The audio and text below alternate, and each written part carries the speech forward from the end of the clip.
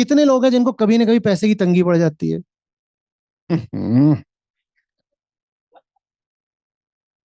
मुझे हमेशा ही रहती है। वो इसलिए नहीं पड़ गई है कि आपकी जो नंबर एक की जरूरतें थी वो इतनी बड़ी थी कि पैसा नहीं मिला। आपको तंगी इसलिए पड़ गई है क्योंकि आपकी नंबर दो की जरूरतें बेकाबू हैं। और आपको पता भी नहीं है कि आप जिसको अपनी जरूरत बोल रहे हो नंबर दो वाली है। वो साइकोलॉजिकल ईगो की जरूरत है, आपकी नहीं जरूरत है वो। और आप उसकी किस्तें भरते भरते मरे जा रहे हो, मरे ही जा रहे हो। पैसा नहीं है, पैसा नहीं है, पैसा नहीं। अच्छा अच्छा अच्छा, तो मैंने 500 भी नहीं कमाते क्या? नहीं कमाते हैं पर पैसा नहीं है। इसका क्या मतलब है? जो भी कोई आपसे आके बोले पैसा नहीं, आप में से अभी लोगों ने हाथ खड़ा करे कि तंगी पड़ जाती है, तो कमाते नहीं हो क्या? कमाते तो हो, तो तंगी कहां से आई? इसका मतलब खर्च हो जाता है। और आपको पता भी नहीं है कि आप जो खर्चा कर रहे हो वो अहंकार वश कर रहे हो। आपके खर्चे फिजूल हैं। और उसके बाद बोलते हो पैसा नहीं है, पैसा नहीं है, पैसा नहीं है। बात आ रही है समझ में? लोगों के पास 100-200 रुपए नहीं निकलते। और 100-200 बोलते ही मुझे रजिस्ट्रेशन का ख्याल आ गया। उतना भी नहीं है। कुछ नहीं है। दुनिया भर के कर्म कांड तुम करते हो, उसमें पैसा नहीं लगता? जरा गिनती करना, साल भर में तुमने लोक धार्मिक कर्म कांडों में कितना उड़ाया होगा? करो गिनती। और वास्तविक धर्म के लिए तुम्हारे पास पैसा नहीं है। नंबर तीन वाले खर्चे के लिए तुम्हारे पास पैसा नहीं है, क्योंकि नंबर दो वाला खर्चा तुम्हारा बेकाबू है। और जब नंबर दो से कुछ बचता नहीं तो तुम कहते हो अब नंबर तीन पे कैसे खर्च करें। और नंबर तीन पे खर्च करे बिना नंबर दो का कम होगा नहीं।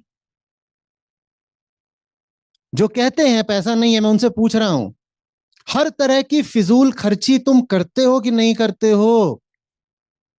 हाँ, उसको नाम फिजूल खर्ची का नहीं करते, तुम बोलते हो ये तो मेरी एक जेन्युइन नीड है ना। चलो उसी में से एक जेन्युइन एक्सपेंस की बात कर लेते हैं जिसको आप बोलते हो धार्मिक खर्चा। गिनती कभी करी है धर्म के नाम पर साल भर में कितना खर्च करते हो?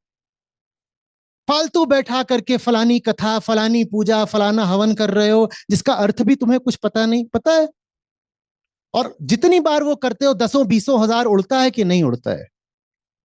त्योहार आया नहीं कि चले जाते हो, अब जा रहे हैं धनतेरस आया सोना खरीदेंगे, अब जा रहे हैं दिवाली आई है तो पटाखियों में आग लगाएंगे। तुम्हें कुछ पता भी है कि उसका धर्म से क्या संबंध है, उसमें सनातन कहाँ है, उसमें श्रुति कहाँ है? कुछ पता नहीं। पर अहंकार की मांग है कि वो सब करना है तो करते हो। और फिर जायज खर्चे के लिए कहते हो हमारी तो जेब खाली है। ये जो नंबर दो के खर्चे हैं इनका काम ही यही है कि नंबर तीन के लिए कुछ बचने न दो। क्योंकि अगर नंबर तीन के लिए कुछ बच गया तो नंबर दो के खर्चों से आजाद हो जाओगे। That is good economics.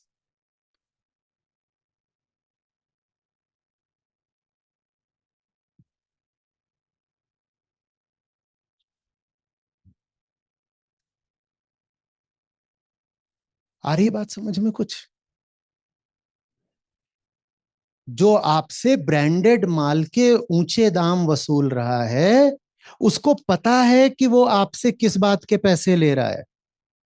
किस बात के ले रहा है? वो आपके अहंकार को तृप्त करने के पैसे ले रहा है। तो जब भी आपके सामने किसी चीज की प्राइसिंग आए उसके तुरंत दो हिस्से करिए। कहिए कि इसमें से फैक्चुअल कितना है और इगोइक कितना है। जितना फैक्चुअल है वो जायज है, और जितना इगोइक है वो नाजायज है। और कभी कोई ऐसी तुम्हें स्थिति मिल जाए जहां प्राइस पे करके ईगो से ही मुक्त होने की संभावना हो, वहां प्राइस ही मत पे करना, सर कटा देना।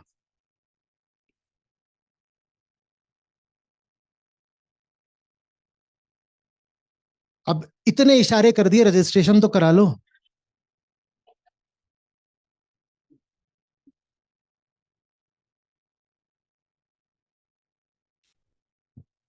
बेशरम होके बोलना पड़ता है, बताओ क्या दशा कर दी मेरी। हाँ,